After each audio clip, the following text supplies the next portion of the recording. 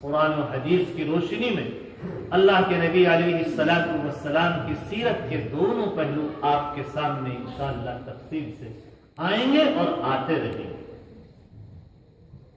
اللہ کے نبی علیہ السلام کی جسمانی ولادت کا تعلق کیا ہے؟ جسمانی ولادت کا تعلق یہ ہوتا ہے آپ کی پیشانی کیسی تھی، آپ کا حسن و جمال کیسا تھا، آپ کا قد مبارک کیسا تھا، آپ کا حلیہ شریفہ کیسا تھا، آپ علیہ السلام کے بال کیسے تھے، آپ کی آنکھیں کیسی تھیں، آپ کی پیشانی کیسی تھی، آپ کے مبارک ہاتھ کیسے تھے، آپ کا لباس کیسا تھا، یہ ساری چیزیں اس میں آتی ہیں۔ بے شک میرا ایمان ہے کہ ان تمام چیزوں کا ذکر کرنا بھی عین عبادت ہے، کیونکہ ولادت جسمانی ہی ذریعہ بنی ہے ولادت روحانی کا۔ پہلے آپ علیہ السلام جسم اطہر کے ساتھ دنیا میں تشریف لائے، پھر اسی عرصے کے گزرنے کے بعد 40 سال کی عمر میں آپ کو نبوت سے سرفراز فرمایا گیا۔ لیکن دونوں میں فرق یہ ہے کہ جب آپ علیہ السلام کی ولادت جسمانی ہوتی ہے تو آپ محمد ابن عبداللہ کی حیثیت سے اس دنیا میں تشریف لاتے ہیں، اور 40 سال کے بعد جب آپ کی ولادت ہوتی ہے تو آپ محمد رسول اللہ کی حیثیت سے اس دنیا میں تشریف لاتے ہیں۔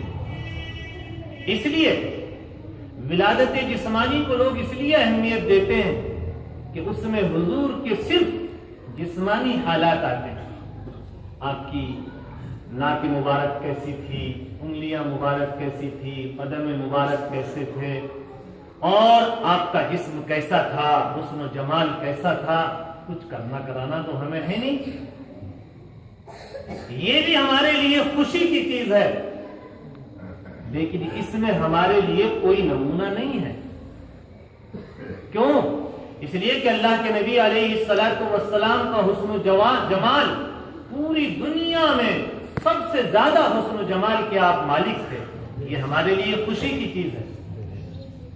آپ کے اعضاء، آپ کا قد و قامت ایسا تھا کہ آج تک اللہ نے کسی کو عطا نہیں کیا۔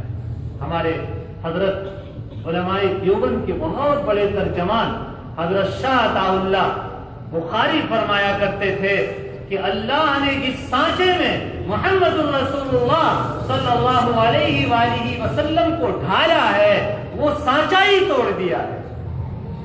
آپ سے پہلے نہ ایسا کوئی پیدا ہوا اور نہ کوئی آپ کے بعد ایسا پیدا ہوا، اور اللہ کے نبی علیہ السلام کے ایک شاعر اسلام نے تو حد کر دی، خدا کی قسم دنیا کے تمام شاعروں کے اشعار ایک طرف رکھ دیے جائیں اور حضرت حسان ابن ثابت کے اشعار ایک طرف رکھ دیے جائیں تو حضرت حسان کے اشعار کا مقابلہ پوری دنیا کے شاعروں کے اشعار نہیں کر سکتے۔ اللہ کے نبی علیہ السلام کا جب حسن و جمال بیان کرنے پر آتے ہیں تو اللہ کی قسم کیا محبت میں ڈوب کر اشعار پڑھتے ہیں۔ وَأَحْسَنُ مِنْكَ لَمْ تَرَ قَطُّ عَيْنِي، اللہ اکبر کبیرہ، اے میرے محبوب تجھ جیسا حسین و جمیل میری آنکھوں نے کبھی دیکھا ہی نہیں۔ وَأَجْمَلُ مِنْكَ لَمْ تَلِدِ النِّسَاءُ، آج تک کسی ماں نے ایسا حسین و جمیل خوبصورت چاند جیسا مکھڑا جنا ہی نہیں۔ کیا تعریف کرنی اللہ کے نبی علیہ السلام کی۔ خدا کی قسم حضرت حسان کی یہ اشعار آج تک حدیث کی کتابوں میں موجود ہے۔ کأنک قد خلقت ما تشاء،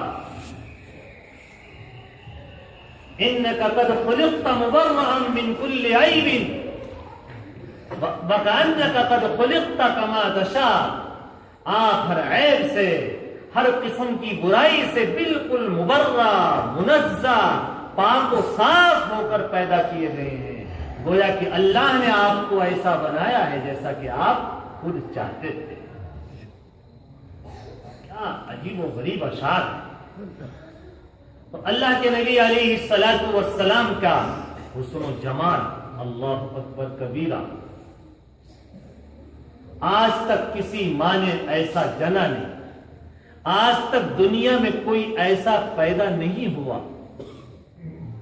اللہ کے نبی علیہ الصلوۃ والسلام کے بارے میں حضرت ابو ہریرہ فرماتے ہیں کہ ایک دن اللہ کے نبی علیہ الصلوۃ والسلام کی خدمت میں پہنچا تو کیا دیکھتا ہوں کہ آپ سرخ چادر اوڑھے ہوئے تشریف فرمائے۔ اللہ کے نبی علیہ السلام کی خدمت میں یمن سے چادریں آیا کرتی تھی، یمنی چادریں۔ اس دن جو چادر آپ اوڑھے ہوئے تھے اس میں سرخ دھاریاں تھیں۔ علماء لکھتے ہیں پوری سرخ نہیں تھی وہ چادر، زمین اس کی سفید تھی اور اس میں دھاریاں سرخ پڑی ہوئی۔ اللہ کے نبی علیہ الصلوۃ والسلام اوڑھے ہوئے تشریف فرمائے۔ حضرت ابو ہریرہ فرماتے ہیں رات کی چاندنی اپنی چاندنی سے کھیل رہی تھی اور اللہ کے نبی علیہ السلام اس چاندنی میں تشریف فرما تھے۔ اللہ اکبر! میں کبھی چاند کی چاندنی کو دیکھتا تھا، 14ویں کا چاند چمک رہا ہے، اور کبھی اللہ کے نبی علیہ الصلوۃ والسلام کے رخ انور کو دیکھتا تھا۔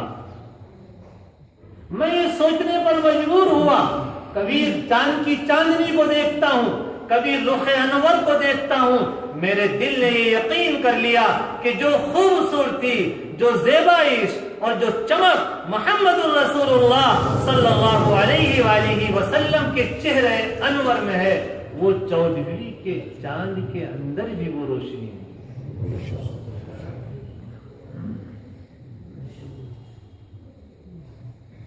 یہ حسن و جمال تھا جناب رسول اللہ صلی اللہ علیہ وسلم کا، اور یہ کس نے فرمایا؟ صحابہ نے فرمائی یہ بات، میری اور آپ کی نہیں ہے، حضرات صحابہ فرماتے ہیں، اور صحابہ کے بارے میں پوری امت کا اتفاق ہے، الصحابۃ کلہم عدول، تمام کے تمام صحابہ متقی، پرہیزگار، عادل، وہ کوئی بات خلاف واقعہ کہہ ہی نہیں سکتے۔ صحابہ غلو بھی نہیں کر سکتے،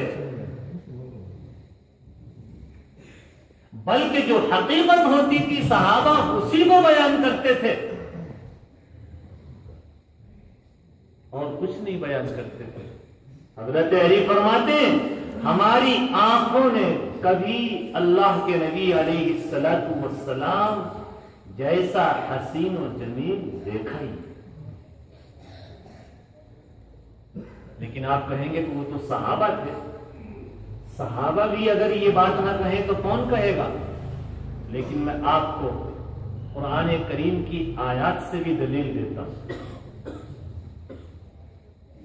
اللہ نے قرآن حکیم کے اندر ایک پیغمبر کا ذکر کیا ہے۔ کون پیغمبر؟ سیدنا یوسف علیہ السلام۔ سیدنا یوسف علیہ السلام اللہ کے وہ پیغمبر ہیں جن کو اللہ نے حسن و جمال انتہائی طور پر عطا کیا تھا۔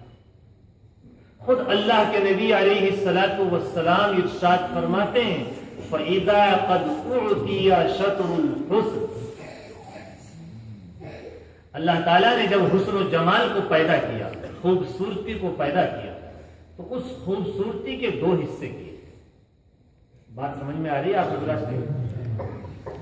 آدھا پوری کائنات کو اللہ نے وہ حسن تقسیم کیا، پوری کائنات کو، ہر چیز کے حسن کو، جس کے اندر خوبصورتی پائی جاتی ہے، آدھا حسن اللہ نے پوری کائنات کو عطا کیا۔ اس میں انسان بھی ہیں، حیوانات بھی ہیں، شجر حجر بھی ہیں، خوبصورتی سب چیزوں کے اندر ہوتی ہے، اور باقی جو تنہا حسن بچا وہ تنہا اللہ نے سیدنا یوسف علیہ السلام